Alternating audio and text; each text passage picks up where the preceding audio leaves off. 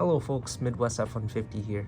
Hey, in the last couple of videos, I've uploaded answers that I got from Valvoline regarding questions that I had, including the use of Valvoline Restore and Protect on my lawnmower, its ability to clean valves, and the topic of warranty.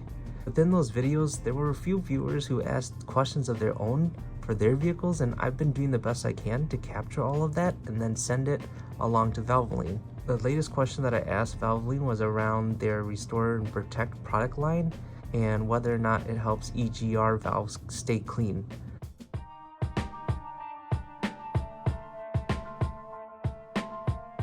Here's what they said. Midwest, thank you for contacting Valvoline Product Support.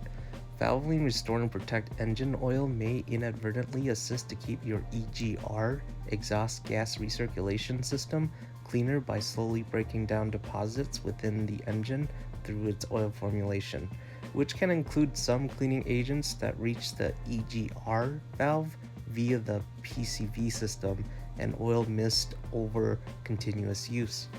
While it may minimally assist in maintaining EGR cleanliness, it is not designed to address severe carbon buildup on the EGR valve, which may require professional cleaning or component replacement in extreme cases.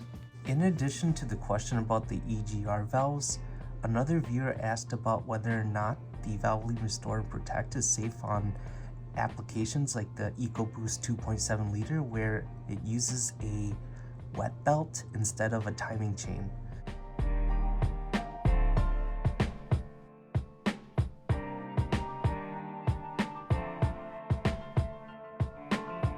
And so here's what Valvoline said. Restore and Protect is not an engine cleaning treatment or flush product. This product is a fully formulated ILSAC GF6A and API SP motor oil. It is safe and fully compatible for use in applications that utilize a wet belt. Alright, well hey, I hope some of this helps answer any questions around these topics.